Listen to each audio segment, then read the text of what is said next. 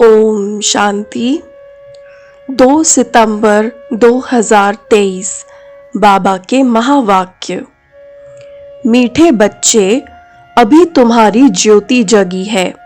ज्योति जगना अर्थात बृहस्पति की दशा बैठना।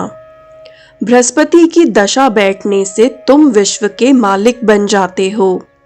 प्रश्न: सतयुग में हर घर की विशेषता क्या होगी? कलयुग में हर घर क्या बन गए हैं? उत्तर: सतयुग में हर घर में खुशियां होंगी, सबकी ज्योति जगी हुई होगी। कलयुग में तो घर घर में गमी चिंता है, हर घर में अंधियारा है, आत्मा की ज्योति उझाई हुई है। बाप आए हैं अपनी ज्योति से सबकी ज्योति जगाने, जिससे फिर घर घर में दिवाली होगी। मुरली का गीत है माता ओ माता। ओम शांति। बच्चों ने माँ की महिमा सुनी। यूं वास्तव में उपमा तो एक की ही होती है। माँ को भी जगत अम्बा बनाने वाला, जन्म देने वाला फिर भी कोई और है। ऐसी माँ को भी जन्म किसने दिया? कहेंगे पतित पावन परम पिता परमात्मा शिव ने दिया। फिर भी महिमा हो जाती है एक ही ज्ञान सागर पतित पावन परम पिता परमात्मा शिव बाबा की। वह बैठ बच्चों को अपना और अपनी रचना के आदि मध्य अंत का और पतितों को पावन बनाने का राज समझाते हैं। यह तो बच्चे समझ गए हैं। इस समय पतित राज्य है, जिसको रावण राज्य कहा जाता है। अभी दशहरा आता है ना, यह तो समझाया गया है। यह सब अंधश्रद्धा के उत्सव हैं। ऐसे तो कोई है नहीं कि एक रावण था, लंका थी। लंका सीलोन को कहा जाता है। दिखाते हैं वहां सागर पर बंदरों ने पुल बनाई। वास्तव में यह सब है दंत कथाएं। ऐसे तो है नहीं कि 10 शीश वाला कोई रावण था, लंका में राज्य करता था। फिर तो उनकी एफिजी लंका में ही जलानी चाहिए। रावण को जलाने का भारत में ही रिवाज है और कोई जगह नहीं जलाते। अखबार में भी यहाँ के लिए ही पड़ता है। सबसे जास्ती उत्सव मैसूर का महाराजा मनाते हैं। उनका शायद इस दंत कथा से प्रेम दिखाई पड़ता है। अब इस पर समझाना तुम बच्चों का काम है। एफिजी तो दुश्मन का बनाकर जलाया जाता है, जैसे आगे हिटलर का एफिजी बनाकर जलाते थे। दुश्मन तो बहुतों के होते हैं। अब रावण किसका दुश्मन था? भारतवासियों का दुश्मन था। परंतु दुश्मन को भी एक बार जलाया जाता है। ऐसे तो कोई भी नहीं करते जो हर वर्ष दुश्मन का एफिजी माना बुत बनाकर जलाएं। दुश्मन का एफिजी तो बनाते हैं, परंतु वर्ष वर्ष तो नहीं जलाते। यह रावण फिर कौन है जिसका भारत में बहुत समय से 10 शीश वाला एफिजी बनाकर जलाते रहते हैं? यह दुश्मन कब से हुआ है जो मरता ही नहीं? आखिरीन खत्म होगा या सदैव रहेगा ही? तुम बच्चे जानते हो भारत ही पवित्र था, फिर भारत को ही रावण ने अपवित्र बनाया है। अभी रावण राज्य है। अगर लंका का राजा था तो रानी भी होगी। तुम तो यह बातें मानेंगी नहीं। रावण अभी तक जीता है वा क्या, कुछ भी समझते नहीं। जीता है फिर उनकी एफिजी बनाकर जलाते रहते। एक बार जलाया फिर क्या हुआ? हर वर्ष जलाते रहते हैं।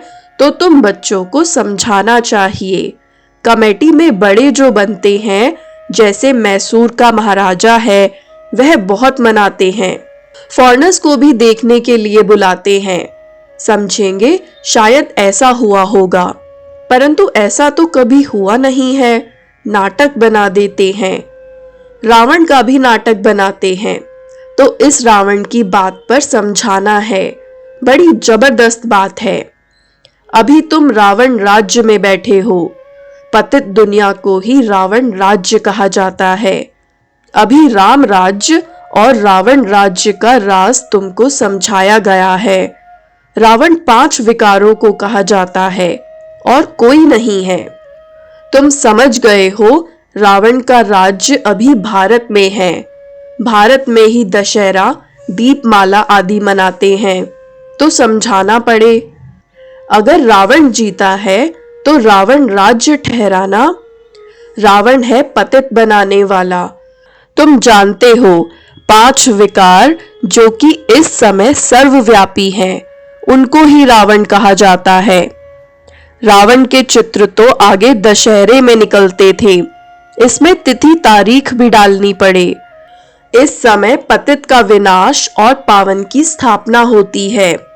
तुम पतित से पावन बन रहे हो, पावन बन जाएंगे, फिर रावण संप्रदाय को आग लगेगी, रावण खत्म हो जाएगा, फिर सतयुग में कोई एफिजी नहीं बनानी पड़ेगी, सब पावन बन जाएंगे।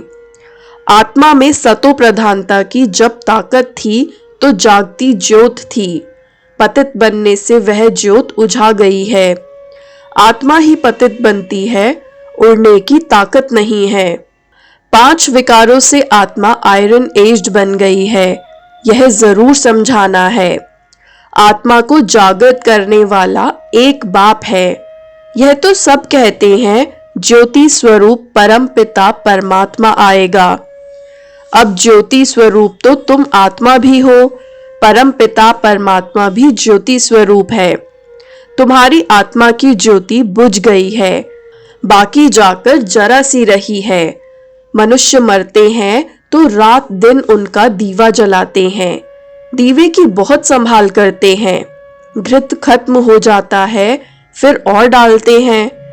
आत्माओं का भी ऐसे है, बाप आकर सबकी ज्ञान से ज्योति जगाते हैं। ज्योति जगी हुई कितना समय चलती है, वह तो रात को जलाते हैं, फिर घृत डालते जाते हैं। तुम्हारी अब ज्योति जग रही है, जगते जगते फिर जग ही जाएगी। ज्योति बुझने में 5000 वर्ष लगता है, फिर बाप आकर घृत डालते हैं। तुम्हारी अब ज्योति जगी है, फिर धीरे धीरे कला कम होती जाएगी, ज्योति उझाई जाएगी। तुम जानते हो अभी हमारी ज्योति जगती है, फिर सतयुग में घर घर में सोझरा होगा। भारत की ही बात है। अभी तो घर घर में अंधियारा है, खुशी है नहीं।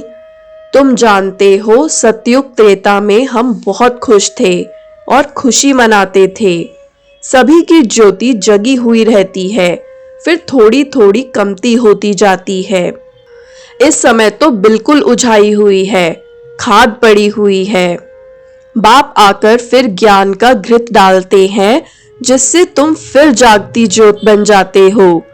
तुम्हारे ज्ञान चक्षु खुल जाते हैं। तुम जानते हो अभी हमारी सारी काया खलास हो गई है, राहु का ग्रहण लग गया है।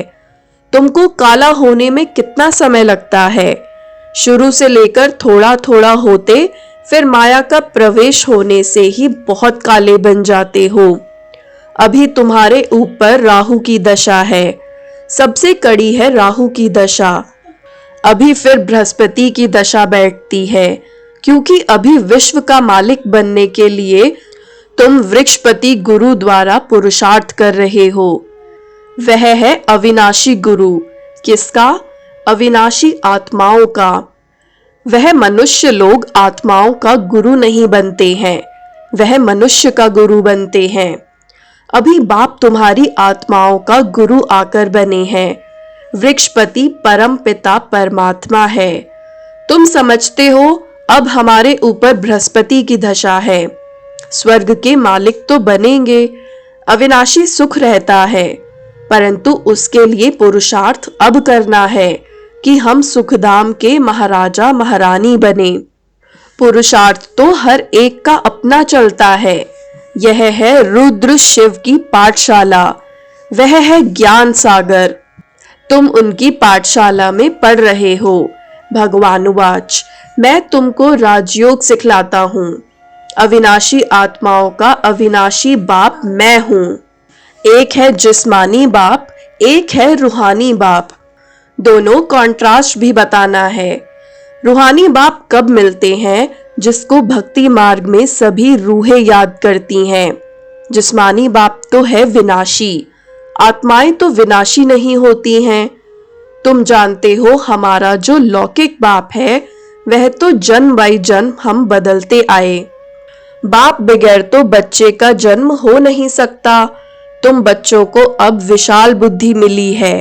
तुम समझ सकते हो कि कब से हम दो बाप वाले बनते हैं। सतयुग में तो एक ही लौकिक बाप होता है, उनको ही याद करते हैं। आत्माओं को उस रूहानी बाप को याद करने की दरकार नहीं रहती। आत्माओं को सतयुग में तो एक ही लौकिक बाप होता है, वहां शरीर भी गोरा मिलता है।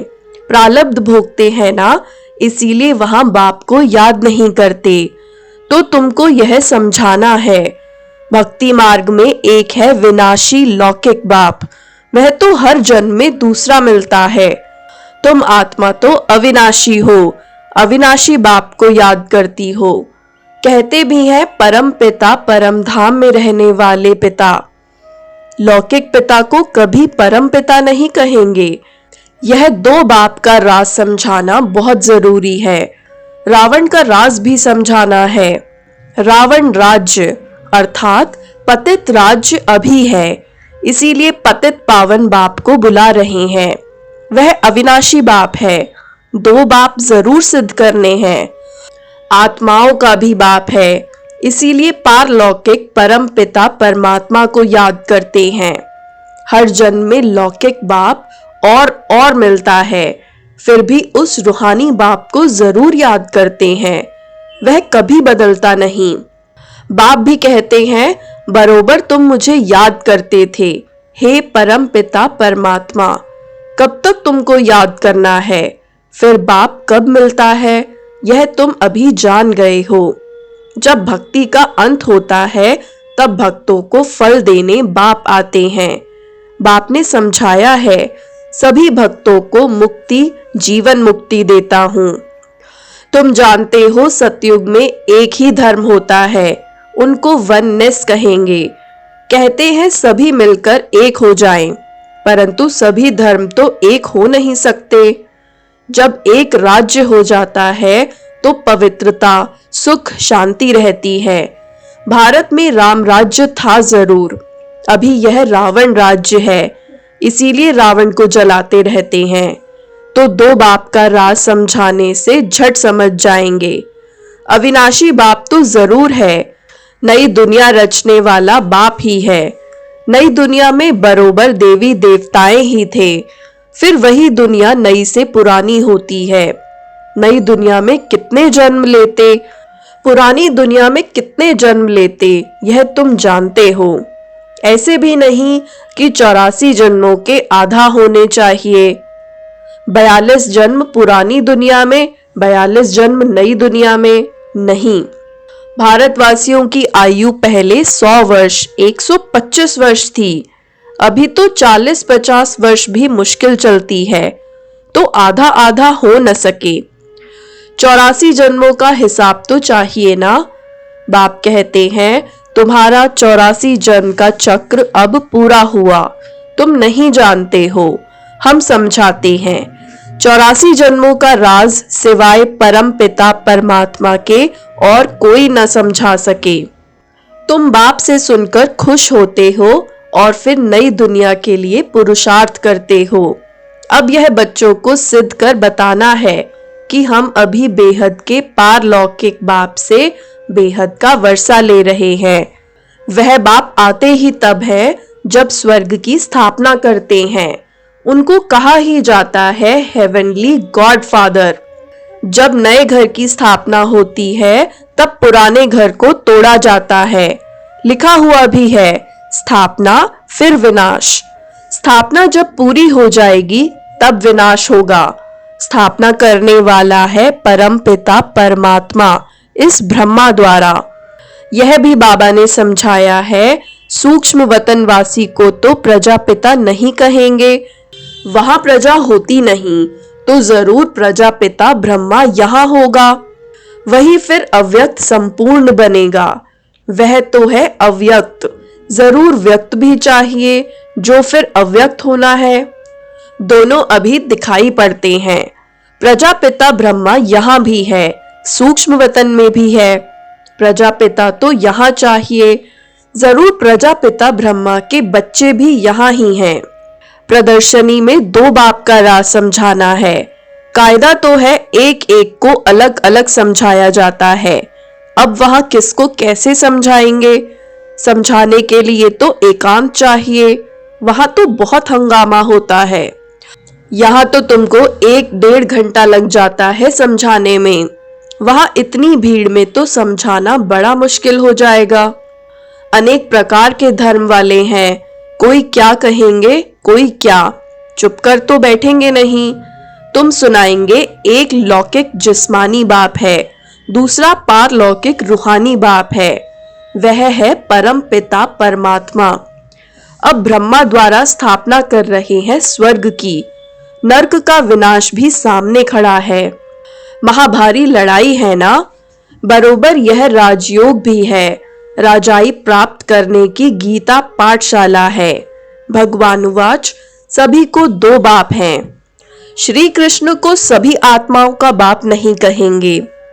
आत्माओं का बाप परम पिता परमात्मा कहते हैं कि मामेकम याद करो। अच्छा, मीठे मीठे सिकिलधे बच्चों प्रति माता पिता बाप दादा का याद प्यार और गुड मॉर्निंग। रूहानी बाप की रूहानी बच्चों को नमस्ते। रूहानी बच्चों की भी रूहानी बाप दादा को याद प्यार गुड मॉर्निंग और नमस्ते। धारणा के लिए मुख्य सार। पहला, स्वयं में ज्ञान का घृत डालते सदा जागती ज्योत रहना है। बाप की याद में रह राहु का ग्रहण उतार देना है। दूसरा, रूहानी और जिस्मानी दो बाप हैं। यह पहचान हर एक को देकर बेहद के वर्षे का अधिकारी बनाना है। वरदान, प्रवृत्ति में रहते एक बाप के साथ कंबाइंड रहने वाले देह के संबंधों से निवृत्त भव। प्रवृत्ति में रहते एक बाप के साथ कंबाइंड रहने वाले देह के संबंधों से निवृत्त भव। प्रवृत्ति में अगर पवित्र प्रवृत्ति का पाठ बजाना है तो देह के संबंधों से निवृत्त रहो। मैं पुरुष हूं, यह स्त्री है, यह भान स्वप्न में भी नहीं आना चाहिए। आत्मा भाई भाई है तो स्त्री पुरुष कहां से आए? युगल तो आप और बाप हो। यह तो निमित्त मात्र सेवा अर्थ है। बाकी कंबाइंड रूप में आप और बाप हो, ऐसा समझकर चलो, तब कहेंगे हिम्मतवान विजयी आत्मा। स्लोगन, सदा संतुष्ट और सदा खुश रहने वाले ही खुशनसीब तीव्र पुरुषार्थी हैं। सदा संतुष्ट और सदा खुश रहने वाले ही खुशनसीब तीव्र पुरुषार्थी हैं। ओम शांति।